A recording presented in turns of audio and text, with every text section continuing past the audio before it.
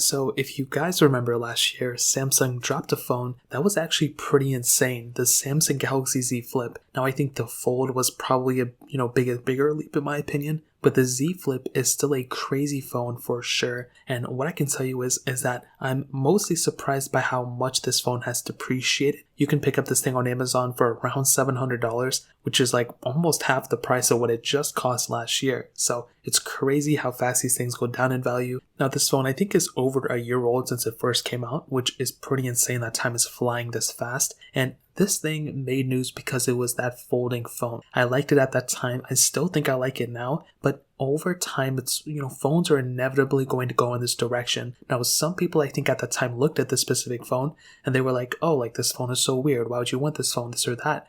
And people may even look at the sales number that Samsung did with this device and still ask themselves, like, well, Samsung didn't make that many of these phones. Like, why did they even do it? It's a waste of time, this and that. But you have to remember that Samsung, as themselves, they supply so many displays to so many manufacturers that Samsung is willing to take that risk to spend that much money and take, maybe nobody buy this phone for just to be ahead of the game. So then when Apple makes their, foldable phone or whatever other manufacturer, OnePlus, they'll reach out to Samsung or whichever manufacturer and have them supply the displays for their phone. So they may not make that much money off the phone itself, but the technology with the display, they'll make a ton of money on, just like how they did with their own displays, selling them to Apple and stuff. So this thing had that 6.7-inch foldable dynamic AMOLED display. I thought it was pretty good. There was no high refresh rate, but it was very interesting that Samsung was able to make a phone that looked like this. And to be honest, a full year later, there still aren't that many phones that look like this. Apple still hasn't released a foldable phone. Samsung made that Z Fold, and I don't think they haven't made a Z Flip 2 yet. At least I don't think so. So we're still waiting on that phone. We're still waiting on a couple other improvements from Samsung too. But this device I still think is pretty solid. Now when it's folded, you do have that little panel on the bottom corner. So I still think that's actually pretty cool.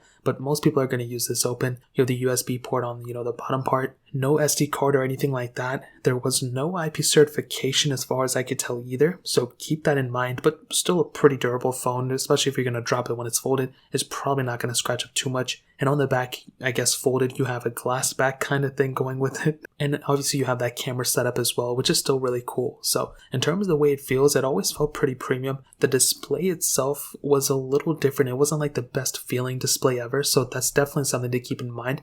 It's pretty much a foldable display. It's plastic. It's not glass like a lot of these newer panels. So keep that in mind, but I don't really think it's that big of a deal. I'm assuming that if you're buying a phone like this, you probably already know what you're getting into, in my opinion. So in terms of that, thumbs up for me, probably. Now moving on to the camera side of things, this thing had a dual camera setup on the back. So it had that 12 megapixel wide angle lens and then that 12 megapixel ultra wide sensor. Now this camera, if I'm going to be completely honest, really wasn't that good of it was like a good camera, but it was like a watered down Galaxy S20 camera. If anything, it was about the same as something like a Galaxy S9 Plus, but with an ultra-wide sensor. You had the ability of doing 4K at 60, which I think is great, but you didn't have like crazy cool features that, even that Galaxy S20 had at the time just a little bit after. You didn't have that telephoto lens that you also had on some other phones too. So do keep that in mind, but I really do think for a majority of things you're going to do with that, it's probably going to be okay. Things like Snapchat or Instagram or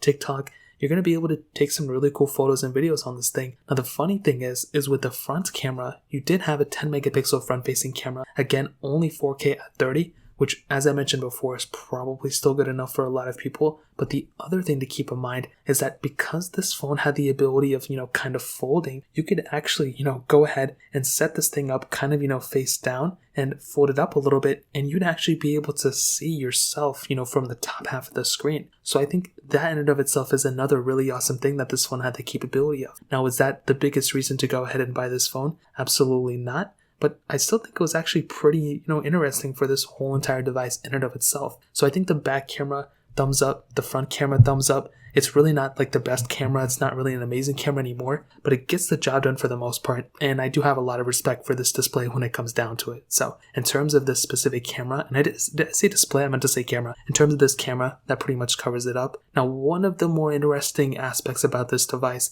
that still kind of messes with me a little bit would probably be the software and probably the battery life as well. So tackling one thing at a time, the battery life and the size of this thing was 3,300 milliamp hours. Now, it did have wireless charging, but it did not have reverse wireless charging, which is kind of sad because Samsung put it in the Galaxy S10. I feel like we could have, easily supplied it on the Galaxy S20, but again, there's nothing we can do about it at this point. But that would have been really cool had this phone had the capability of it. Now, stepping one step further, the battery life in this thing, again, it goes two ways. Because this is a foldable phone, you just have to ask yourself, how much are you going to be using that actual big panel? Because if you're just checking notifications or something like that, you can really make this thing last long because there's that little OLED display on the front. So you can just read your messages and stuff there. Now, it's nothing like a Galaxy Fold, but it still gets the job done. So that's another thing you have to keep in mind. But if you're actively, holding this phone with the screen open all the time and you're playing with it, this and that, there may be a little bit of a different experience for you, to be honest. You may be getting this type of, average battery life on this thing. The resolution of the display is only 1080p. It had a pretty decent chipset and it wasn't even a slow phone, but because One UI does take a bit of battery life inside of it, at all times, I would probably say that the 3300 mAh battery inside of this was pretty average, and especially now, since it's been a little bit later and One UI 3 actually improved the battery life, so it may be even better now than then, but that pretty much covers up in the battery standpoint. But the software standpoint is another one of those things that's actually been improved since the first day it came out. So since the first day, it actually went ahead and got an extra year of software support and now an extra year of security updates.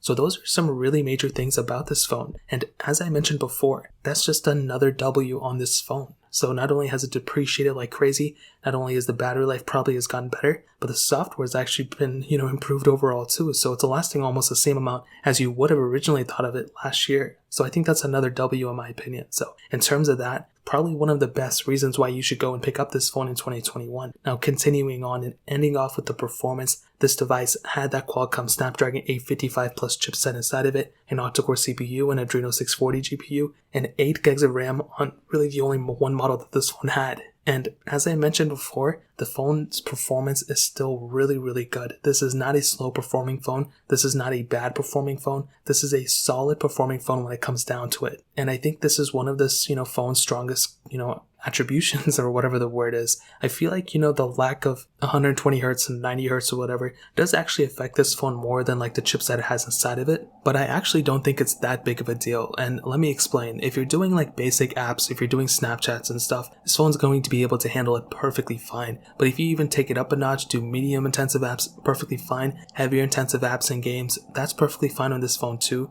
And because it is like a foldable phone, I thought the resolution of this display was going to be weird. It really isn't that bad. Most games and mostly everything I've done with this handles everything perfectly fine, and I think that's actually a really cool thing about this phone. So I think the performance aspect is one of those things that some people may not, actually think about too much, but this is still a pretty, up to speed chipset. It's still extremely fast. It's maybe like a couple generations old, but it's still extremely good for the most part. Really, the only thing that's missing on this phone in terms of performance standpoint and a smoothness standpoint would actually go in terms of the lack of refresh rate increasement. So, there's no 90 hertz or 120 hertz on this thing, but I think it's still okay for the most part. And really anything you're going to do on this phone is going to be perfectly fine in my opinion. So in terms of performance, that's pretty much how I'd sum it up. And to kind of sum up this video and to answer the question, should you go and buy a Samsung Galaxy Z Flip in 2021? Well, this is what I'll tell you. I think if you want to get a phone that's definitely going to wow people, if you want to get a lot of attention when you use a phone or any device,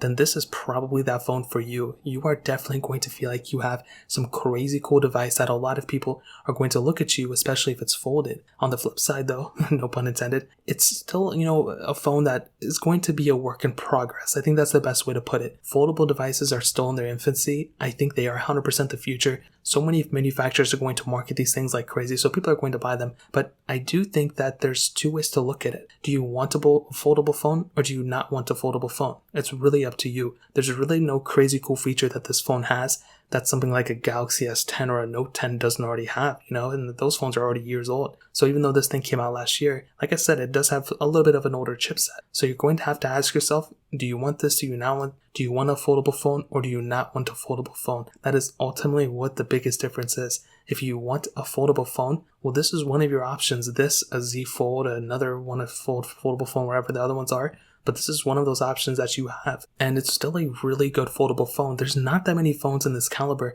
that are foldable and that have depreciated this much and that are this, all around really good. Like, this is still a really good phone for the most part. It's definitely not perfect, but I think it gets the job done for the most part. So that pretty much covers it up. Like I mentioned, if you want to pick it up, links will be down in the description. You can get that from there and help support the channel at the same time. Hit the like button. Let me know if you guys have any questions or anything like that in the comment section below. Hit the like button, but definitely hit that subscribe button. Every single subscriber that we get really does count. So it means so much if you guys can hit that. Also check out the other links down in the description as well. My Twitter, my Instagram, my other channels. More importantly, everything else. I love every single one of you guys. Hopefully I'll catch you guys in the next video. Peace out till then.